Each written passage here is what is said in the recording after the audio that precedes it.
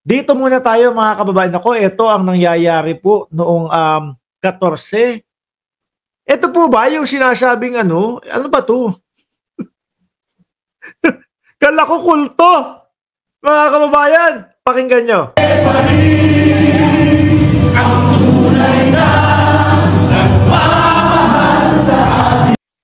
Kung totoo man na nagmamahal si dating Pangulong Duterte sa mga kapwa niya Pilipino, nung dalawa pa lang ang nabibiktima doon sa EJK na inosente, sana hininto niya na yan. Di ho ba mga kababayan? Sana, stop muna mga kapulisan. Bakit po sir? Kasi may mga nadadamay na mga sibilyan. May mga nadadamay na mga walang kamuwang-muwang. Hindi. Ano po ang ginawa mga kababayan? Sige, tuloy lang po. Narinig pa natin sa kanilang mga komento ang sabi, collateral damage. Diba? Collateral damage lang po ang tingin doon sa buhay. Noong mga 3 taong gulang, naku po mga kababayan, siguro kung anak ko ang nabiktima ng ganon, hanggang ngayon po, hindi ko po mapapatawad yung mga gumawa na yun. At alam natin kung gaano po kasakit sa mga magulang ang mamatayan ng anak, mga bossing. Sabi ni Ma'am Chris Rose, anong meron? Bakit may kantahan pa? Siguro may padasal. Hindi kapag kapadasal, di ba, minsan may mga kantahan. Ang dapat ginawa nitong mga to, sa harap din, inilagay nila yung litrato ng dating Pangulo. Isang malaking litrato ng dating Pangulong Duterte. Inilagay sa ibabaw, nilagyan ng 2 kandila, at nang sa ganon, yung dasal nila, marinig naman ng may kapal. Tingin ko maririnig, mga kababayan. Pero, mapapaisip, no? Patawarin ko kaya to si Duterte? Minumura ako nito eh. Di ba? Paakyatin ko kaya si Duterte dito kung sakaling matapos na ang kanyang ang kanyang maliligayang araw doon sa ibaba ng lupa? Kaso nga minumura yung Pope, minumura ako. Tapos ang daming mga naging krimen di umano na ginawa.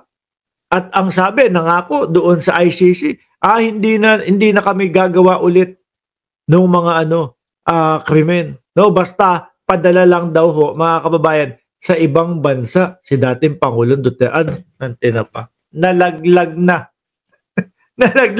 nalaglag na dahil sa pagnanais na mapadala sa ibang bansa, ayun, will not continue to commit will not continue gumawa ng krimen. Napaamin bigla ho, mga kababayan. Sabi ko naman sa inyo sabi ko sa inyo mga boss chief sir, kapag po ang pinag-uusapan ay kalayaan ng isang tao, naku, lahat ay aaminin mo, lahat ay sasabihin mo para mapalaya ka lang. Ang hirap ko kaya nung nandoon lang sa isang lugar na isang sulok, hindi ka makagalaw, paikot-ikot ka lang nun. Mahirap naman din yung laging nakahiga lang. Di po ba? Nakakabato naman po yun, mga bossing. Kaya maabot sila sa punto na napapangako nila na hindi na gagawa na kahit anong krimen. Tingin ko mga bossing, kayo na nandiyan, June 14, 2025, Netherlands.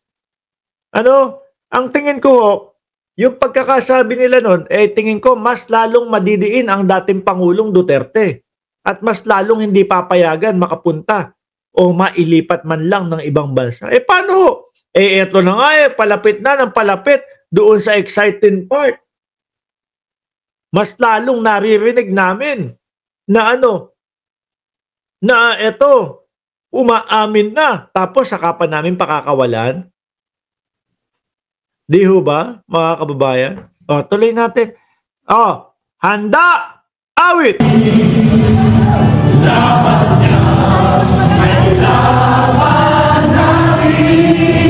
Sino-sino ba nandiyan? Nandiyan ba si Maharlika?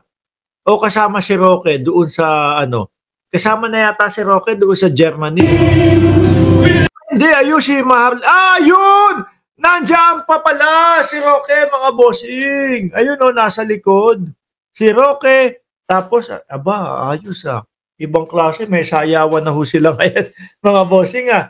Matuloy tayo doon sa doon sa dapat ginawa nyo dyan. Nandiyan yung litrato ng dating Pangulo. May dalawang kandila sa gilid. Tapos lalagyan nyo ng prutas, lalagyan nyo ng kung ano, lagyan nyo ng kanin, ulam. Oh, alay yun, alay ang tawag dun. Baka para yung dasal ninyo lalong pakinggan.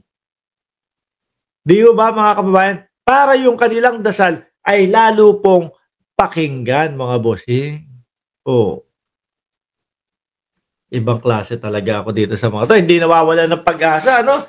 Pero, mga bossing, kahit ano po ang gawin ho nila, malabo po eh. No?